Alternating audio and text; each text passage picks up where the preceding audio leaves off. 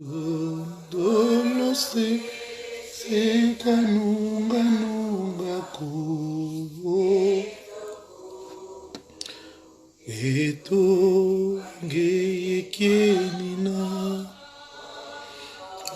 dolo se kanunga nunga ko eto kangeyekenina.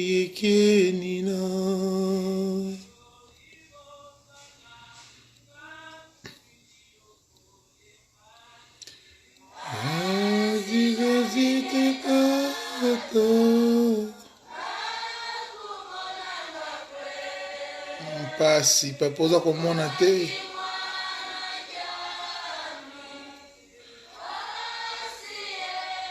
otindeli biso mwana na yo otindeli biso basali na yo makutala pasi na biso eza kokontinue kaka.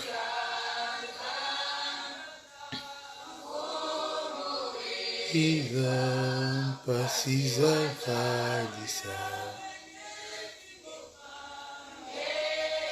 oka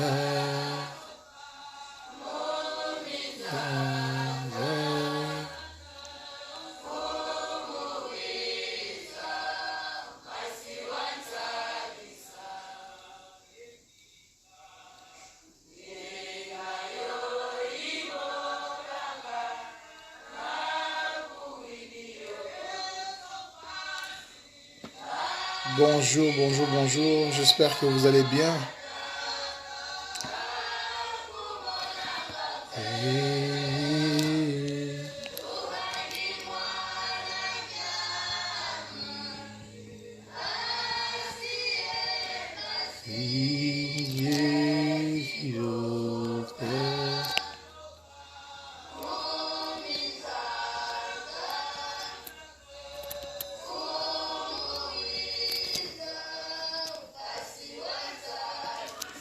Voilà, voilà, je peux commencer. Mbote Florian Olivier, j'espère que tu vas bien. Ça va, ça va, ça va. Bonjour Richard Ramazani. Mbote, mbote.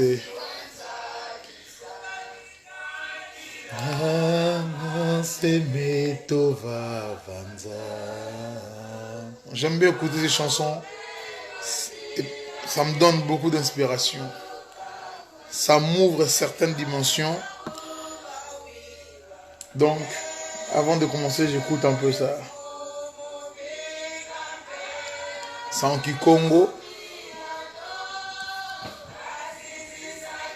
Notre langue du Congo central. La langue de mes ancêtres. Voilà, voilà, voilà. On a écouté un peu. Vous l'avez écouté avec moi. On va parler un peu aujourd'hui.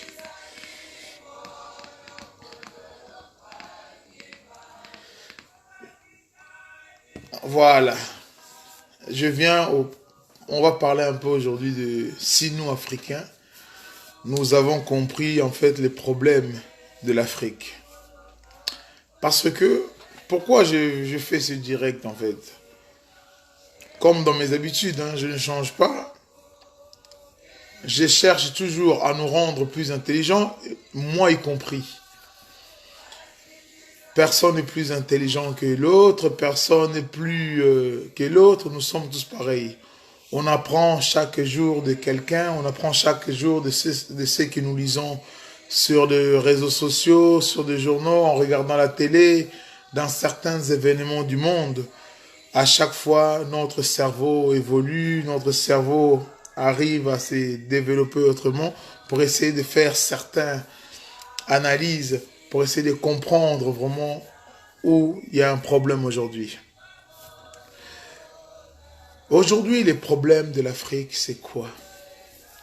Est-ce que les problèmes de l'Afrique, ce sont des dictateurs?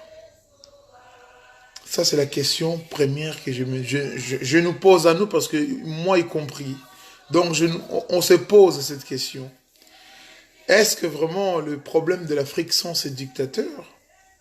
Parce que, regardez un peu.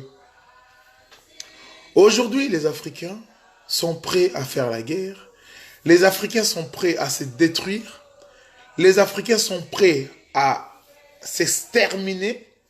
Mais quand on regarde, c'est même pas pour leurs propres intérêts, en fait, qui vont se tuer, s'entretuer, qui vont se battre, qui vont se détester jusqu'à la mort. Et aujourd'hui, c'est ce qui arrive aujourd'hui dans notre continent. Nous nous faisons des guerres entre nous. Nous nous faisons des guerres, nous nous détestons. Mais si vraiment, réellement, nous regardons, nous verrons que on se bat pour tout, mais sauf pour nous, en fait. On se bat pour les autres, mais pas pour nous. Je vais parler un peu de dictateur. On va essayer d'être un peu sérieux. Je suis sur 2 Facebook. Donc, on va essayer d'être un peu sérieux aujourd'hui. Si nous prenons aujourd'hui, moi je prends toujours les cas de mon pays. Je suis congolais de Kinshasa, donc je préfère donner plus l'exemple de mon pays, mais je crois que c'est quasiment pareil dans beaucoup de pays africains noirs. Donc c'est quasiment la même situation, parce qu'aujourd'hui, si nous prenons la situation de Kinshasa, je crois que c'est la même situation qui se trouve aujourd'hui au Gabon. C'est la même situation qui se trouve aujourd'hui au Congo-Brazzaville. Donc, nous vivons presque quasiment la même chose. Donc, l'exemple de mon pays concerne aussi d'autres pays africains. Si nous prenons le cas de mon pays, après je vais venir sur notre président, Macron, ses déplacements en Afrique, et là, on va un peu plus comprendre. Aujourd'hui, en République démocratique du Congo, il y a un président qui est là depuis, on va dire, 17 ans.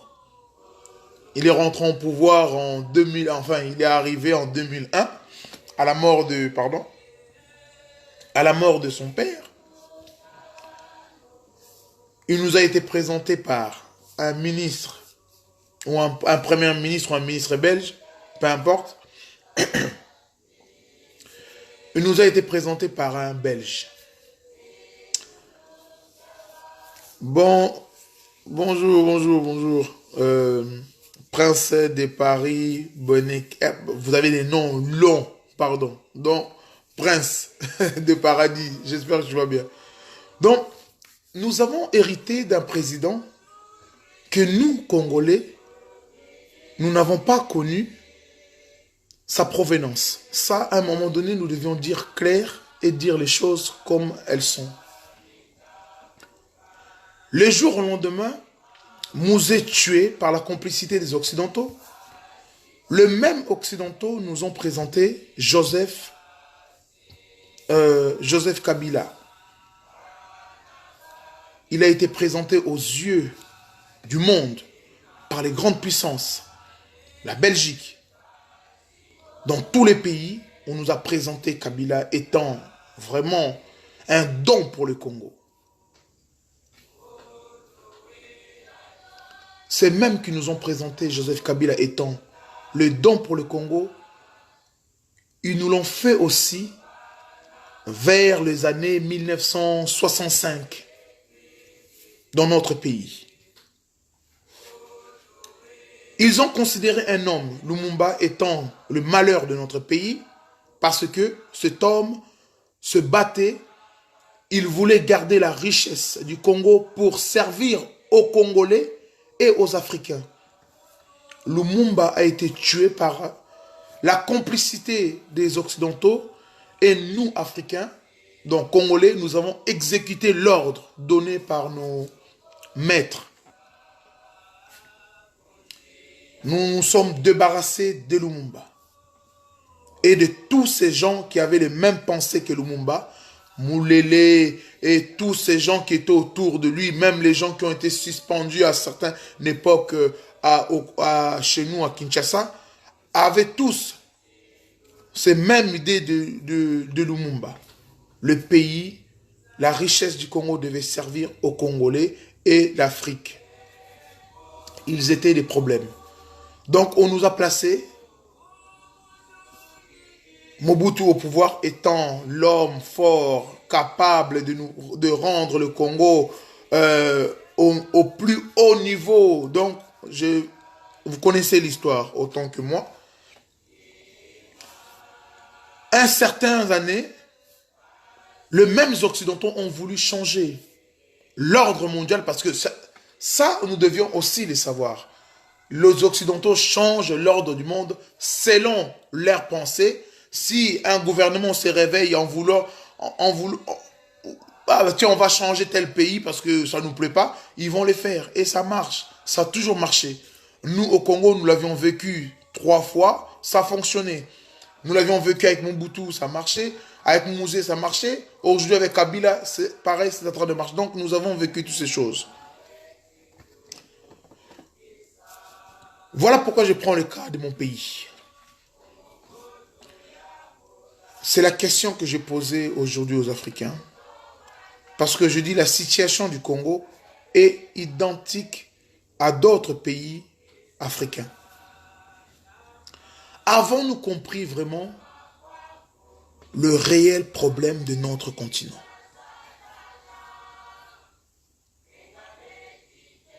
Parce que vous verrez aujourd'hui, Macron est parti où?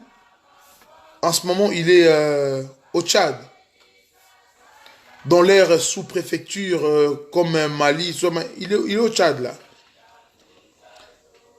Il suffit de voir que tous ces présidents sont des marionnettes, n'ont rien à dire au président français.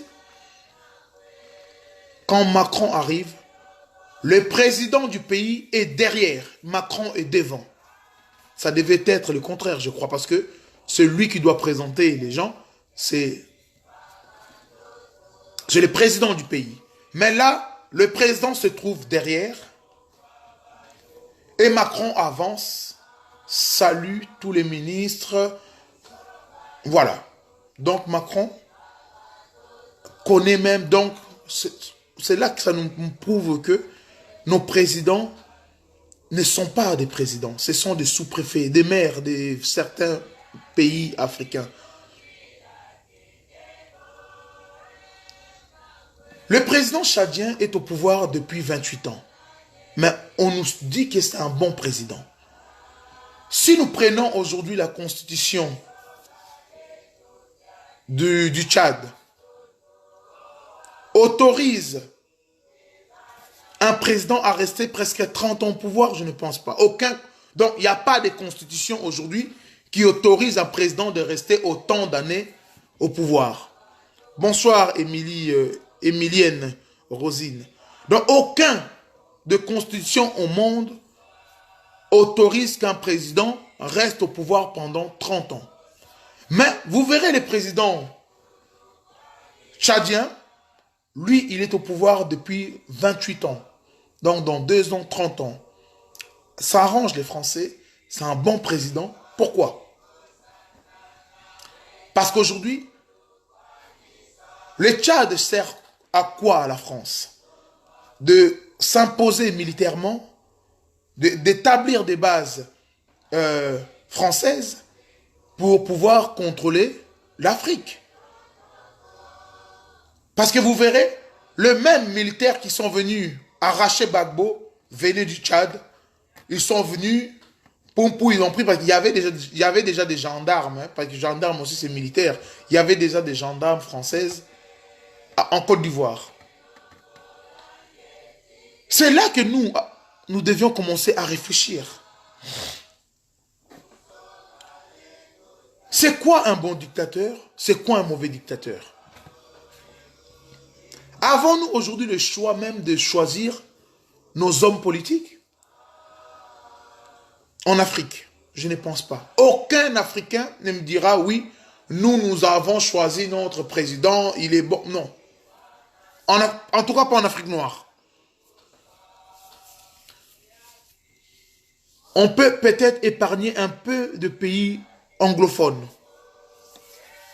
Mais aujourd'hui, si nous prenons les pays francophones, tous ces pays, les présidents qui sont là, c'est des marionnettes choisies par les Européens pour leurs propres intérêts. Je retourne en 1996 à l'entrée de l'armée de Laurent Désiré Kabila au Congo. Vous verrez que c'est là que vous verrez la malhonnêteté de l'homme blanc, les Occidentaux. Il faut appeler un chien, un chat.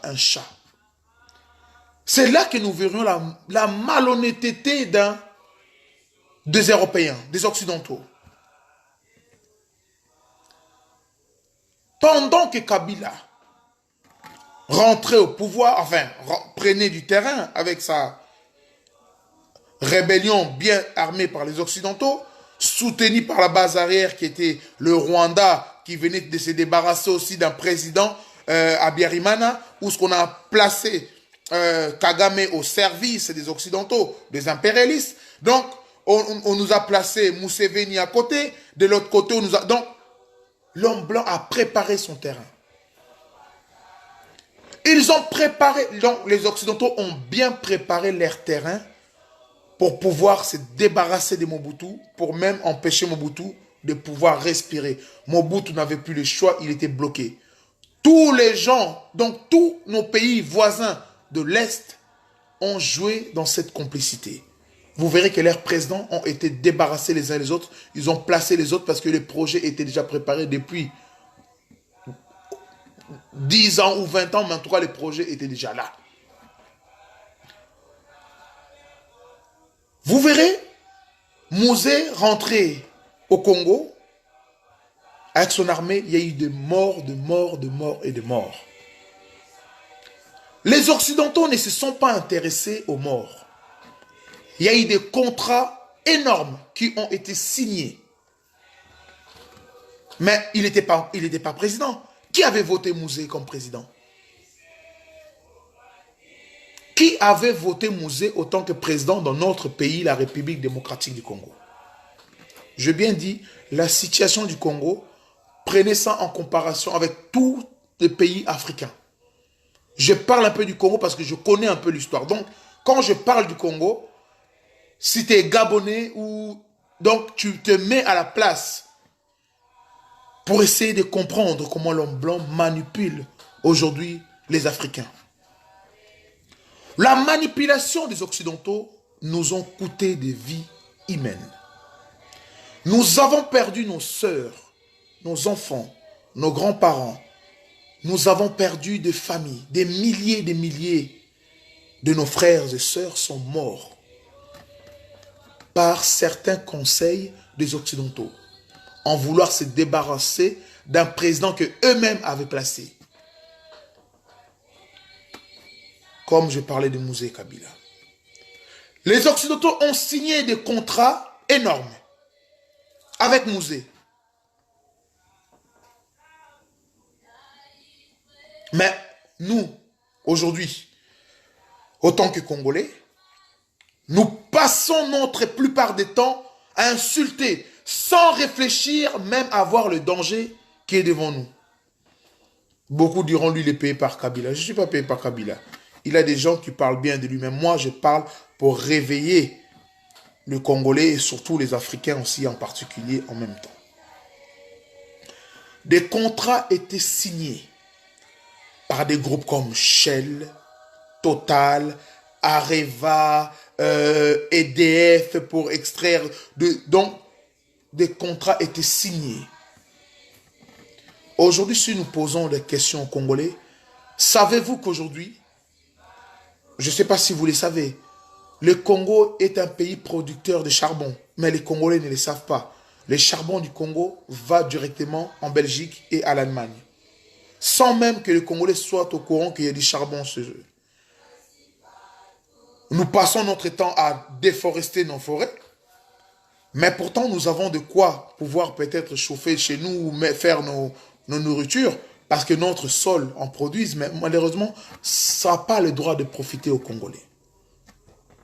Des contrats étaient signés en masse par les Américains, par les Européens. À l'époque, Kabila n'était pas encore président. Le président était Mobutu. Juridiquement parlant, le président était Mobutu. Comment ces Européens ont pu laisser le président qui était en place, parce qu'il n'avait pas encore quitté le pouvoir à l'époque. Comment ont-ils fait pour signer des contrats avec Mosé Kabila si les coups n'étaient pas déjà préparés? Et c'est là que moi je vais réveiller les Congolais. Nous avons vécu des choses dans notre pays, la République démocratique du Congo. La sécession katangaise doit nous rappeler les choses. Du Kasaï et vers l'Équateur, les Kisangani, par le groupe de Lumumba. Ces choses doivent... Donc, un Congolais n'a plus le droit de faire des chèques dans la politique. Parce que nous avons vécu des situations, aujourd'hui, nous devions être maîtres en politique. Parce que nous avons vécu toutes les stratégies maléfiques des Occidentaux. Mais malheureusement, nous sommes un peuple que moi je qualifie de poisson rouge. Excusez-moi peut-être que ça va gêner peut-être d'autres personnes, mais c'est comme ça que je qualifie l'homme congolais. Notre cerveau est pareil à un poisson rouge. Le poisson rouge a la mémoire donc de 3 ou de quelques secondes. Si vous avez de poisson rouge chez vous, essayez, vous allez comprendre pourquoi je dis que les Congolais, sa mémoire est identique au poisson rouge. Le poisson rouge, souvent, il meurt parce qu'il a trop mangé. Ce n'est pas parce qu'il a faim. C'est parce qu'il a oublié qu'il avait déjà mangé. Et il va manger, il oublie que son ventre est rempli, il mange et il finit par s'étouffer et on le voit tout de suite flotter dans l'eau. On le voit tout de suite flotter dans l'eau. Nous, Congolais, Africains, nous sommes pareils. Nous avons le même cerveau que le poisson rouge. Voilà pourquoi nous mourrions aussi bêtes. Nous mourrions aussi bêtes parce que on a du mal aujourd'hui à regarder à l'arrière. Je ne sais pas si c'est fait exprès, ou parce que nous n'aimons pas lire ou consulter peut-être notre historique passé. Mais tout ce que le Congo a vécu, ça devait rendre les Congolais intelligents. On nous a manipulés. Les Congolais ont fait la fête. Au départ de Mobutu. Le départ de Mobutu était catastrophique. Les Congolais, donc, ils ont fait des choses qu'on ne pouvait même pas imaginer. Ils ont même déterré le corps de la femme de Mobutu Mama Sese. Pour quel intérêt? Ça, si on demande aux Congolais, on ne sait pas. Mais nous l'avions fait. Devant les journaux internationaux, tout le monde était là. France 2, TF1, tout le monde était à Guadolite. Le Congolais n'a même pas dit dans sa tête, mais tiens, c'est ça notre patrimoine, parce que c'est notre argent qui a construit cette chose en Guadolite. Ces palais, des marbres, tout. Donc tout ça, c'est notre argent. Au lieu de le conserver, le Congolais, il a fait quoi? Il a commencé à détruire.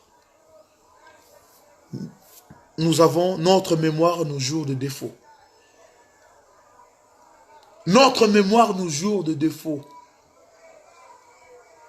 Nous sommes en train de reproduire la même chose. Faisons attention parce que nous nous tuons. Nous nous haïssons pour les intérêts de qui? Toujours les Occidentaux. Le maître du jeu. Regardez Macron. Il part dans ces pays africains où il a placé ses sous-préfets. Il part, c'est lui qui est devant, c'est lui le président. Il est chez lui. Nous sommes même incapables aujourd'hui d'imposer de lois chez nous en Afrique. Si ce ne sont pas les Européens qui les font à notre place. Quand allons-nous voir un président africain venir fêter Noël ici en Europe avec des militaires africains qui sont venus? Tiens, on va prendre l'exemple des Gilets jaunes. C'est un problème aussi. Et c'est le même problème aujourd'hui qui se trouve en Afrique. Un président africain peut décider aujourd'hui, tiens, je vais envoyer l'armée pour essayer de rétablir l'ordre parce que je trouve que la France a du mal à remettre de l'ordre, la France ne respecte pas les droits de l'homme, j'envoie l'armée. Mais ça, vous ne le verrez jamais. Nous ne les verrons jamais.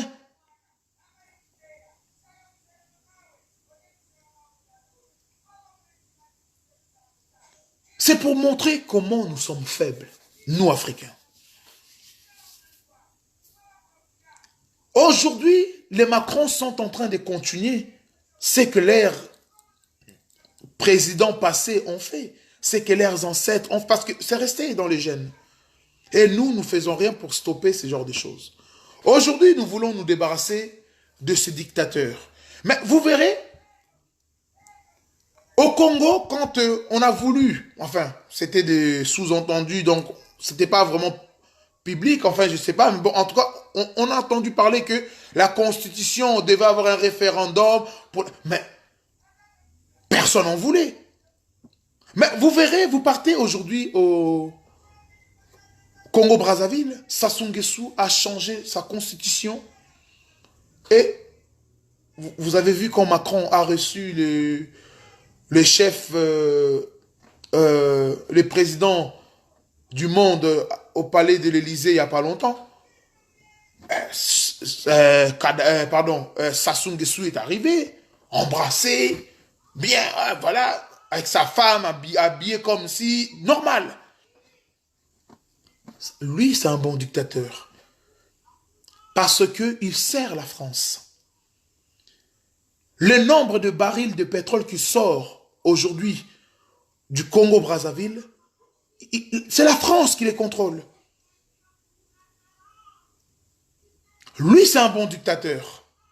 Lui, il est accepté partout. C'est un homme qui réfléchit selon les Occidentaux.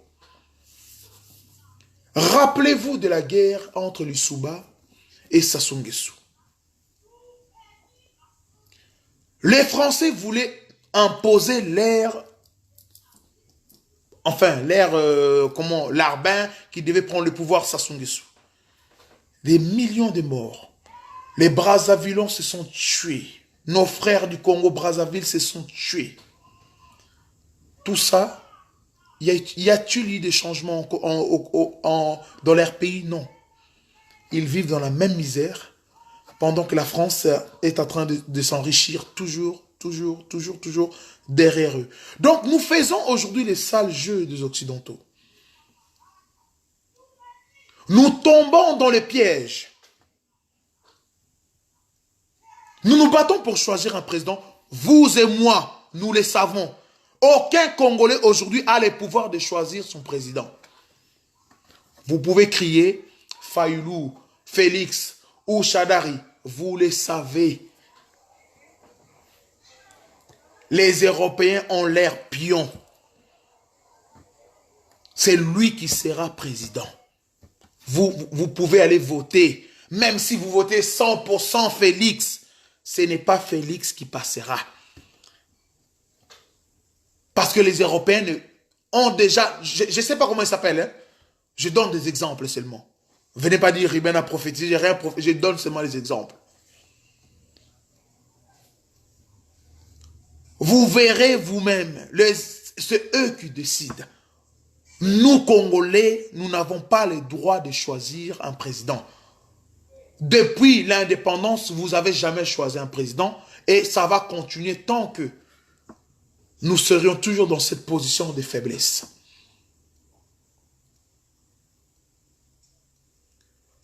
Vous verrez ces mêmes gens qui viennent aujourd'hui nous donner des leçons chez nous en Afrique.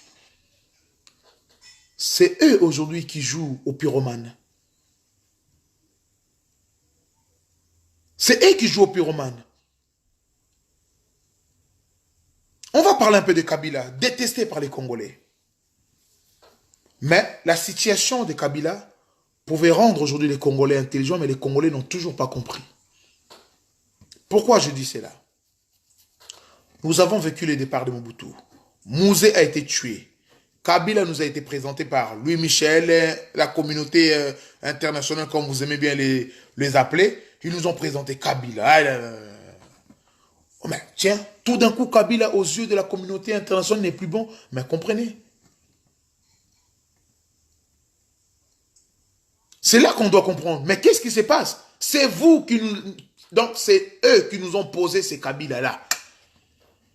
Qu'est-ce qui ne va... Donc, il faut savoir à chercher qu'est-ce qui ne va pas entre Kabila. Donc, moi, aujourd'hui, j'invite les Congolais, au lieu de passer votre temps à insulter, cherchez maintenant à comprendre qu'est-ce qui ne va pas entre. Parce que vous savez, Kabila peut pas... Il peut... Coucou Linda, j'espère que tu vas bien. Donc, Kabila aujourd'hui ne peut pas passer à la télé pour dire non, non, non, non. Il ne peut pas. Il ne peut pas. C'est à vous aujourd'hui. On dit, on dit en français, il faut battre les fers pendant qu'il est chaud. C'est ça que vous dites. Donc, c'est pendant que le fer est chaud là qu'il faut commencer à les dresser. À savoir maintenant qu'est-ce qui se passe entre Kabila et ces Occidentaux qui nous l'ont présenté, qui nous ont imposé comme président de la République. Parce que personne n'a choisi Kabila. Kabila est arrivé, président, prêté serment, nanana, parti en Belgique avec Louis Michel, présenté à l'ONU, à gauche, à droite. Les Congolais n'ont pas choisi Kabila. Comme Mouzé, les Congolais n'avaient pas choisi Mouzé. Comme Mobutu, les Congolais, on n'avait pas les choix. On nous a imposé. Et à chaque fois, vous verrez que les Européens jouent un jeu très intelligent, mais que les Africains ont du mal à comprendre. Aujourd'hui, regardez, je vais vous donner l'exemple. Je vais prendre la Libye. La Libye, que nous le voulions ou non, était le pays le plus stable au monde. Zéro endettement avec FMI, zéro endettement avec des banques étrangères, zéro endettement, je ne sais pas où. La Libye était vraiment, on va dire, on peut l'appeler le pays le plus propre au monde, financièrement. La Libye ne dépendait pas d'autres financements, non. Mais, vous verrez, une fois que ce président libyen,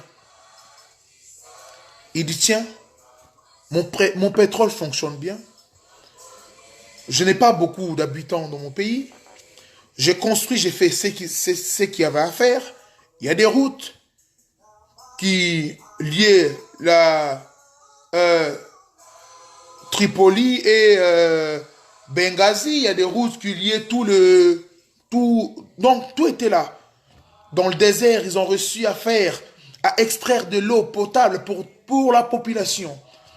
L'essence coûtait quelques centimes. Ou quelqu'un qui venait de terminer ses études avait un travail, avait un logement, quelqu'un qui venait de se marier avait des primes, avait toutes ces choses. C'est vrai que la Libye avait beaucoup d'argent. Kadhafi a commencé à donner des idées aux Africains. Pourquoi pas nous mettre ensemble? Créer les États-Unis d'Afrique. Au lieu que nous gaspillons. Parce qu'aujourd'hui, moi je rigole souvent quand j'entends les Africains parler. On se dit, on n'a pas l'argent dans nos caisses. Nous sommes pauvres. Nous avons des milliards dans notre pays, mais ça ne nous sert pas. Comment voulez-vous que tous ces milliards de vos matières premières puissent vous servir? Vous n'avez pas d'argent liquide. Vous avez que ces matières premières qui se trouvent dans vos territoires. Pensez, quand vous utilisez l'Internet, quand vous appelez, vous passez par qui? Vous croyez que c'est gratuit, que les Européens vous disent, tiens, c'est gratuit? Non.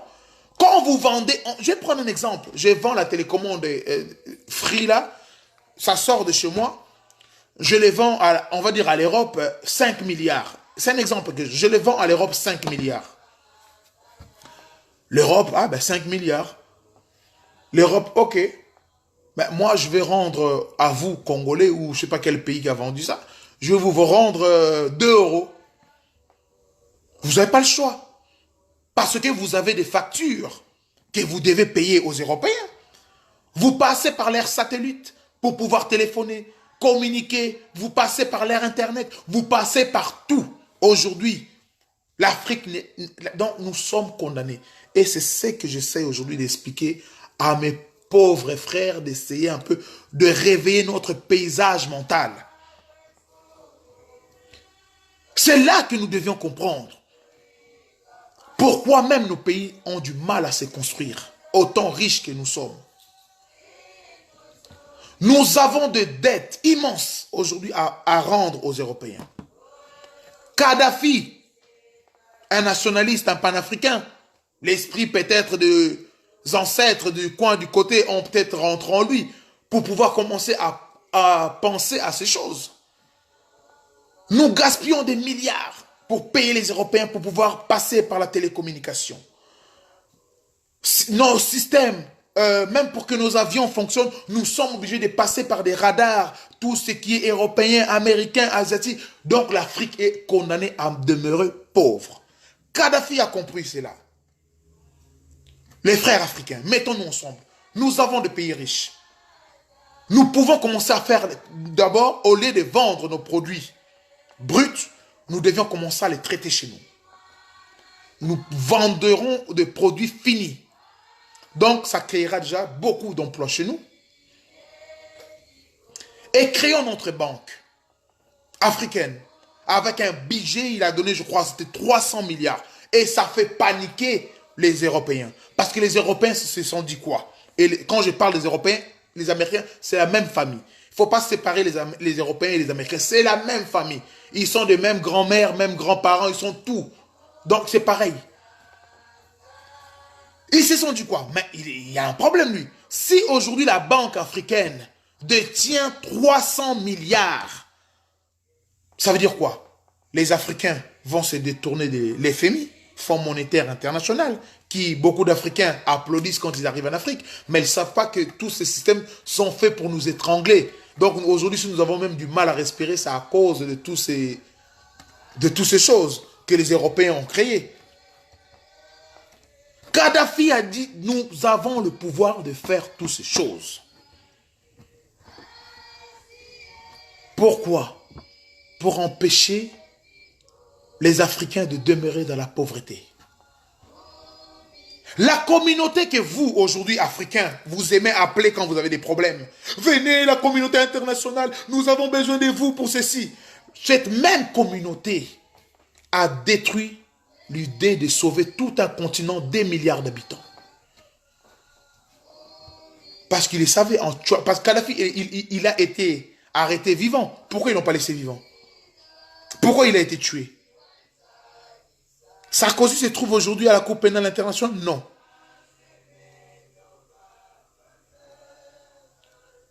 Nous pouvions tout dire sur Kadhafi. Au début, s'il a fait des conneries, c'est normal.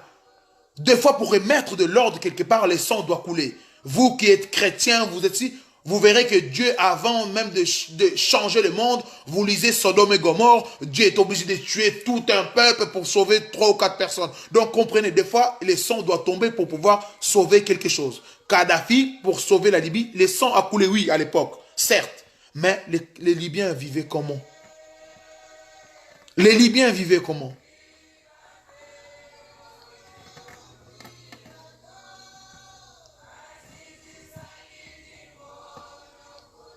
C'est là que moi je vais dire aux Africains. Nous nous battons, nous nous tuons pour les intérêts qui ne concernent pas, qui nous servent à rien, qui servent aujourd'hui à la communauté internationale. Tuez-vous, tuez-vous, et nous utilisons notre cerveau à l'air de monde. Nous nous tuons et ils arrivent avec leur armement, ils donnent dedans, ils viennent, toutes ces choses nous est facturées. Vous savez, des fois, on croit que les blancs sont cool. Ils nous donnent tout gratuitement. Non, rien n'est donné gratuitement. Rien n'est donné gratuitement.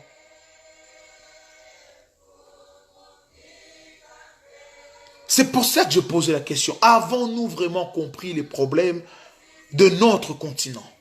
Ce qui nous empêche aujourd'hui d'évoluer. De pouvoir même choisir nos hommes politiques. Parce qu'aujourd'hui, jusqu'à l'ère actuelle, aucun pays africain noir, exception peut-être des pays anglophones, ont choisi leurs hommes politiques. Nous, nous n'avons pas choisi. On nous impose. Si vous ne voulez pas de lui, c'est la guerre. C'est lui ou personne. Aujourd'hui, les Européens ont décidé, ce n'est plus Kabila, il doit partir. Ils veulent mettre quelqu'un d'autre. Imaginez-vous. Ces gens qui se disent vouloir rendre nos pays indépendants, libres, puissants et s'imposer à la communauté internationale, mais ces gens ont été choisis à Genève. Vous allez me dire que j'ai fait la politique? Non, c'est des exemples que je donne. Vous verrez tout autour de ce noir, ces nègres des services, il y a toujours un blanc qui doit être là pour contrôler, dicter, dire les choses. Et c'est ce qui est arrivé aujourd'hui. C'est ce qui est arrivé aujourd'hui. Quand on nous a choisi un tel, voilà comment les blancs jouent avec les noirs aujourd'hui. Et c'est ça qui fait notre tristesse.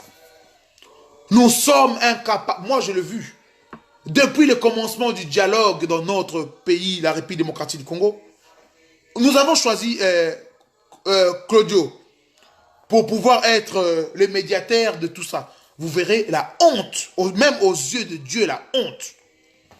On n'a pas voulu de lui parce qu'il était noir, nègre, donc lui ne pouvait rien sortir de bon. Il fallait quelqu'un choisi par l'ONU. Donc les blancs, et donc voilà aujourd'hui les gens qui sont prêts à conduire l'Afrique. Aujourd'hui, les gens qui sont prêts à conduire l'Afrique, c'est des hommes en jipette, avec des strings cachés, mais ils les portent pour faire plaisir à leur maître.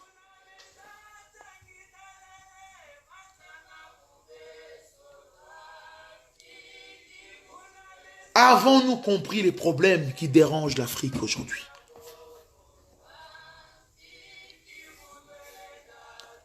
Les autres se battent pour pouvoir conserver leurs droits, pour conserver leur liberté, pour conserver leur pouvoir d'achat. Nous, Africains, nous nous battons pour que la France, l'Europe s'enrichissent et vivent dans la bénédiction et nous vivons toujours dans notre malheur comme nous sommes habitués à ça. Non, non, moi je suis contre.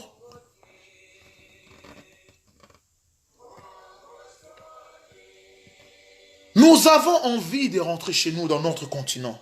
Moi, l'Europe ne me dit, je vous dis la vérité, l'Europe ne me dit quasiment plus rien. Comment pouvoir rentrer aujourd'hui en Afrique, où notre continent est totalement détruit par ces Occidentaux? Nous avons des projets, nous avons appris des choses. Nous voulions maintenant les mettre en application chez nous, mais il nous est impossible. Dû aux déstabilisations des Européens.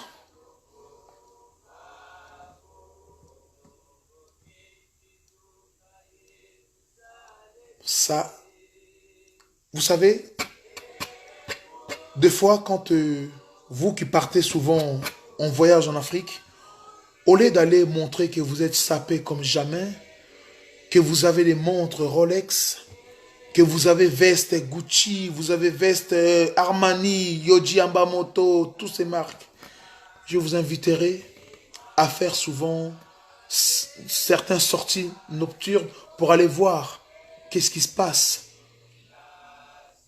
dans vos quartiers. Allez pas vivre dans les hôtels, allez vivre chez vous dans vos quartiers. Et sortez un peu la nuit pour voir comment la pauvreté est là. Et là, je crois que moi, vous savez, j'avais pas compris la situation de l'Afrique, moi. J'avais pas vraiment compris. Je m'intéressais même pas à l'Afrique, pour vous dire. Quand j'ai perdu ma grand-mère, je me suis rendu au Congo en 2007 pour la première fois. Et c'est là que j'ai vu des choses que je le voyais à la télé. Voir quelque chose à la télé et vivre à la réalité, c'est totalement deux mondes différents. Quand je suis arrivé au Congo, je dis, mais qu'est-ce qui se passe?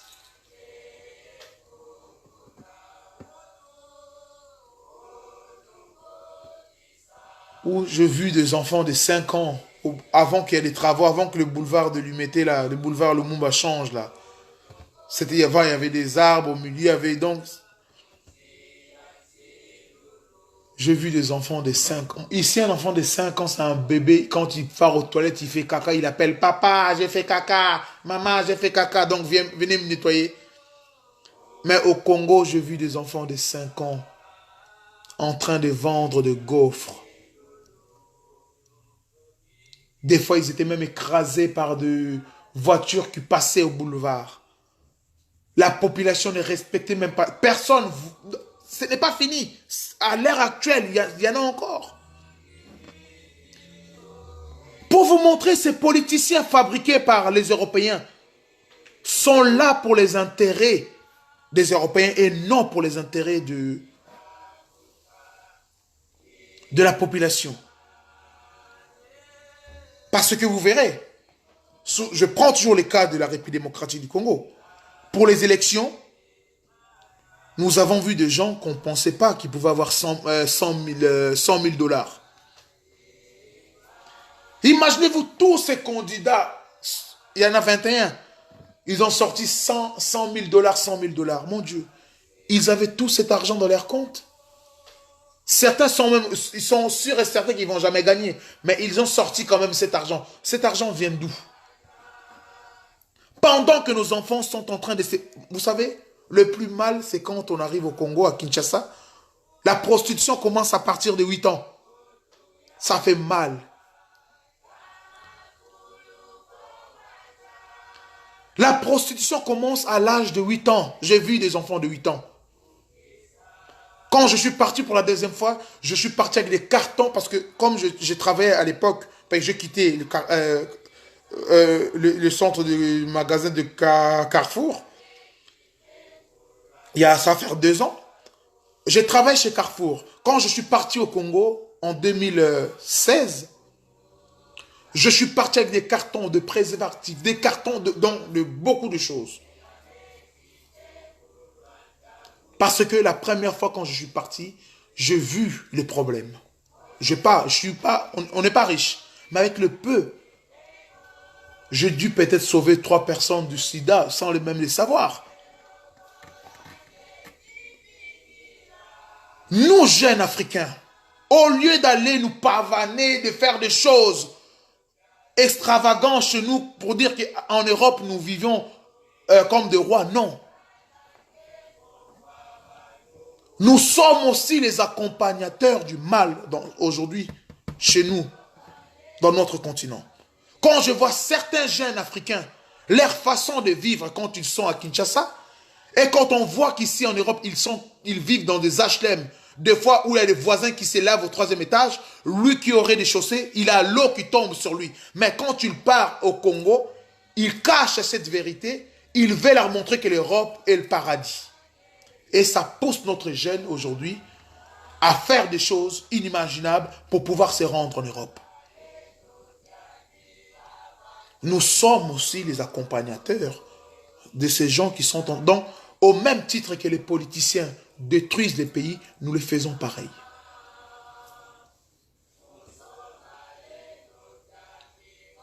Les Maliens, lui, ils sont dans des foyers de travailleurs maliens. Ils vont construire chez eux. Nous ne faisons pas ça. Nous voulons... Notre seul moyen de construire, c'est d'aller montrer que j'ai la veste Yoji. Le dernier critère. Je me suis habillé pareil que Kofi ou Fali. Je roulais dans cette voiture. Mais c'est la honte. Le peuple qui pense à ça, mais c'est pas... Il ne mérite même pas de vivre. La situation du Congo doit tous nous interpeller à chercher des solutions.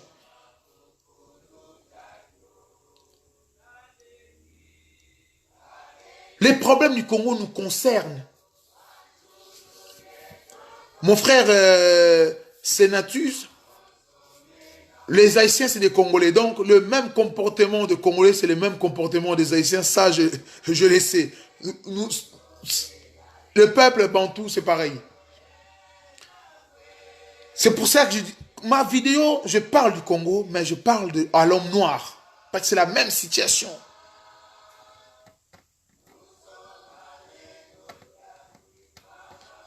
Il y a de jeunes Congolais qui sont devenus des prostituées ici en Europe. Et quand tu pars en Afrique là-bas, ils veulent montrer à nos frères qui sont restés dans leur pauvreté que là-bas, ils sont en France, ils vivent bien. Pourtant, les autres ici, ils portent des couches parce que leurs fesses ont du mal à tenir même le caca. Parce qu'ils ont vendu les derrière. C'est toutes ces choses. Moi, quand je pars au Congo, je reste posé avec ces jeunes. Je parle avec eux. Je leur parle de la réalité de l'Europe.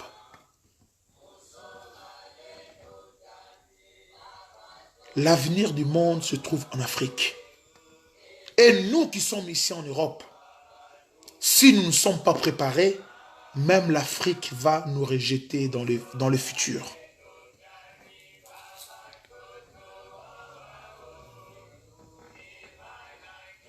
L'Afrique souffre depuis des siècles et des siècles. Nous pouvons aujourd'hui changer cette situation.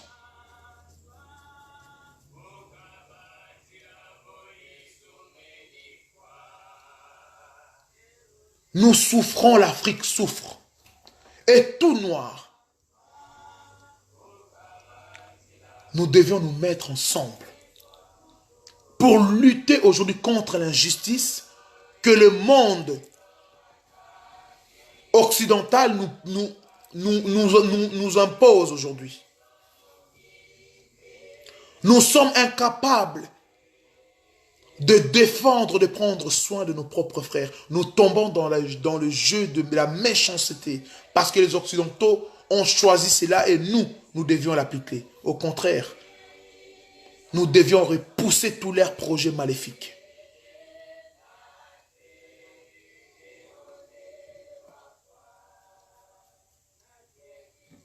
Parce que la souffrance aujourd'hui est devenue quelque chose de normal chez nous les Africains. Non.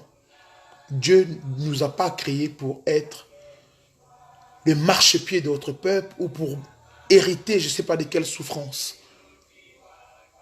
Parce qu'aujourd'hui les Africains disent, oui, nous étions été maudits parce que la malédiction des Cham. Moi, un Africain qui dira ça devant moi, je peux le gifler dans tout ce que vous, dans tous vos bêtises.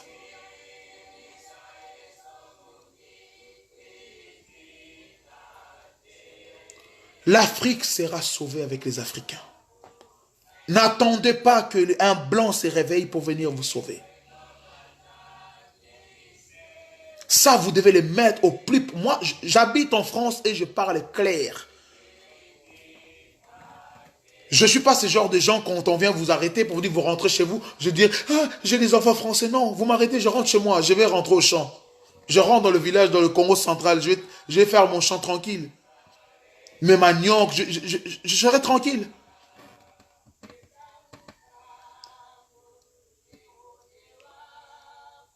Nous, la jeunesse africaine,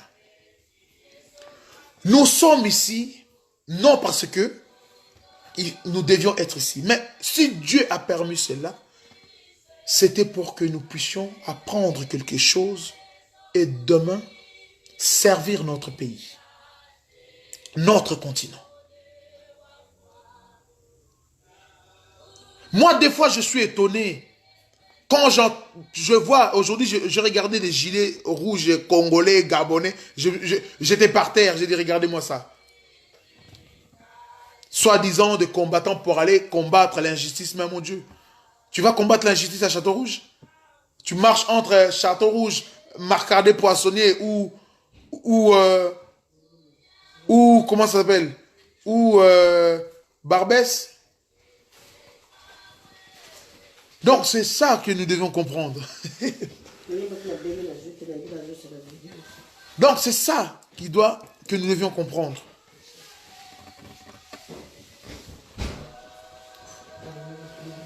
Un Congolais, il est là, il pleure, il dit au Congo, il n'y a pas d'eau. Mais ici, en France, il a la possibilité de faire la formation chez Suez pour apprendre à traiter l'eau, à capturer l'eau, à voir comment tous ces systèmes font pour arriver dans les habitations. Mais il ne le fait pas. Mais lui, il fait que crier, au Congo, il n'y a pas d'eau. Il fait crier, au Congo, il n'y a pas d'électricité. Mais il est ici en France, où il peut utiliser ces systèmes de formation. Il est même payé à être intelligent. Donc, il peut rentrer chez EDF. Ou les gens qui habitent en Belgique, ils peuvent rentrer chez... comment ça s'appelle, Belgacom ou le truc belge, je sais, voilà, Electrabel. Vous pouvez faire aujourd'hui des stages ou des formations chez eux pour aller demain, quand vous rentrez chez vous, Prenez vous-même en charge les barrages d'Inga. Prenez vous-même en charge aujourd'hui comment distribuer l'eau dans notre pays. Parce qu'il y en a tellement, mais la population meurt de soif. Tous ces gens que vous voyez marcher en train de crier, mais si vous les suivez, mais ils font quoi en Europe? Ils font rien. Incapables d'aller se former pour prendre l'intelligence pour l'intérêt du continent. Nous sommes venus ici en Europe en mission. Nous sommes venus en mission ici en Europe. Et ça, nous, Africains, nous devons le mettre au plus profond de notre cerveau. Nous sommes en mission, car l'Afrique de demain est notre Afrique à nous. Et qu'est-ce que nous allons proposer à cette Afrique? La prostitution? L'homosexualité? Les chèques et les saper comme jamais? Je ne pense pas. Ça ne marchera pas. Nous sommes en mission ici en Europe. Notre mission est de prendre l'intelligence que ces gens nous ont volée pour aller construire l'Afrique. Parce qu'aujourd'hui, si l'Europe tourne, si les Européens arrivent à faire tout ce qu'ils ont à faire, parce qu'ils ont étudié chez nous, ils ont conservé aujourd'hui notre histoire, notre savoir, ils nous ont empêchés d'évoluer. Sciemment, ils l'ont fait. C'est à nous aujourd'hui de faire la même chose. Les Asiatiques l'ont fait et pourquoi pas nous?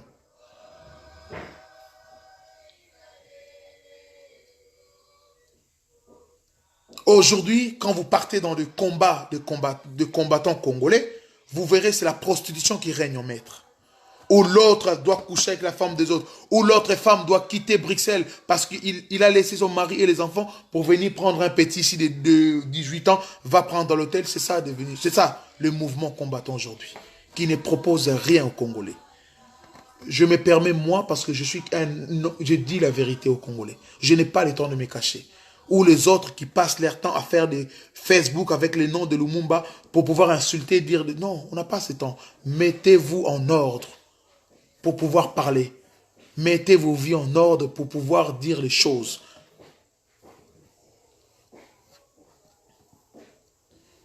Il faut comprendre aujourd'hui les problèmes de l'Afrique. Les problèmes d'Afrique, ce n'est pas ces petits dictateurs. Ils sont rien. Notre problème est autre chose.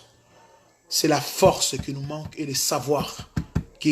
C'est toutes ces choses qui nous manquent pour pouvoir libérer totalement notre continent. Donc, soyez pas ce genre de gens qui passent leur temps à crier, à parler. Non. Cherchez des solutions. L'Afrique a déjà des problèmes. Aujourd'hui, l'Afrique a besoin de solutions.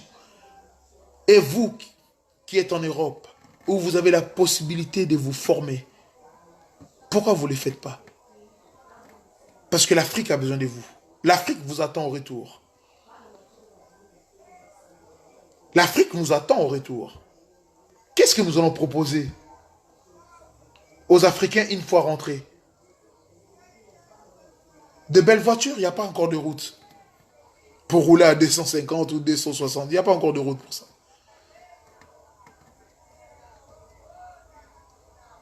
Donc, soyons un peu intelligents. Soyons intelligents, mes frères. L'Afrique souffre terriblement. Prenons le Soudan. Un pays où les Blancs ont décidé de partager, ils l'ont partagé à deux. D'un côté, ça sert aux Américains, d'un côté, ça sert à l'Europe. C'est pour cela que ça a été partagé. Un pays aussi riche en pétrole, où ils ont rendu des frères ennemis.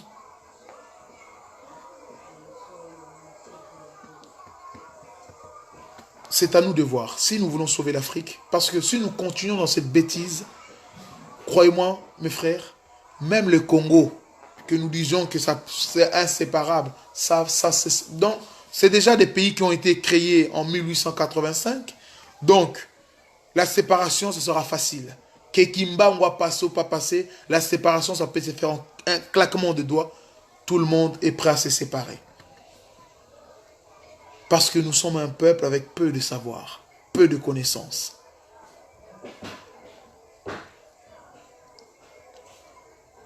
Voilà ma vidéo d'aujourd'hui. On doit chercher à connaître les problèmes de notre continent, les problèmes de nos pays, et à nous de prendre des solutions pour pouvoir aujourd'hui sauver notre continent. Je vous ai donné l'exemple du Kadhafi, l'exemple de Macron au Tchad. Aujourd'hui, nous nous battons pour les intérêts et le bien-être d'autres peuples. Pas pour nous. On ne se bat pas pour l'Afrique. On ne se bat pas pour l'Afrique. Aujourd'hui même, la guerre, si nous prenons la guerre à l'est de la République démocratique du Congo, elle ne profite pas aux Congolais. Les Congolais sont morts. Qui sont en train d'extraire de coltan pour leurs industries? C'est les Européens. Donc la guerre profite. Rien que là nous montre que la guerre profite à d'autres, pas à nous.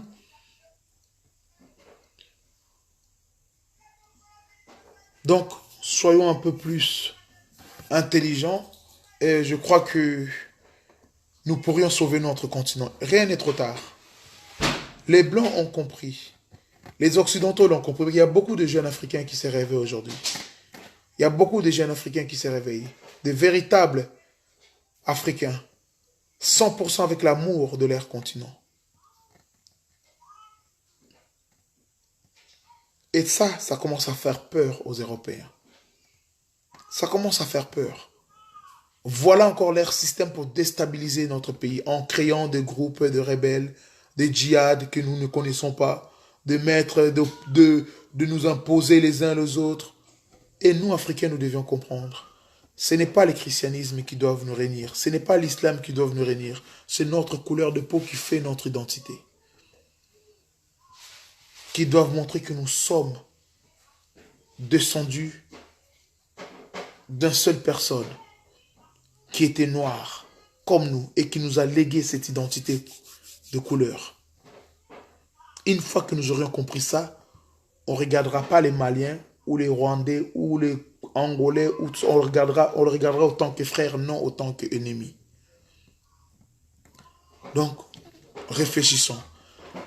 Voilà, j'arrive à la fin de ma vidéo. Je vous laisse, que le Dieu Tout-Puissant, le Dieu de nos ancêtres vous bénisse, nous donne encore plus d'intelligence pour pouvoir encore voir clairement les choses de ce monde, pour pouvoir lutter contre l'esprit maléfique qui règne aujourd'hui chez nous en Afrique. Rappelez-vous, dans nos cœurs, nous devions mettre le Lumumba, les Nkrumah, les Sankara, tous ces gens qui pensaient aux Africains, qui ont été détruits, tués. Et certains, nous ne savons même pas où se trouve aujourd'hui leur corps, comme Lumumba. Rien que penser à ça m'empêche de faire confiance à l'homme blanc.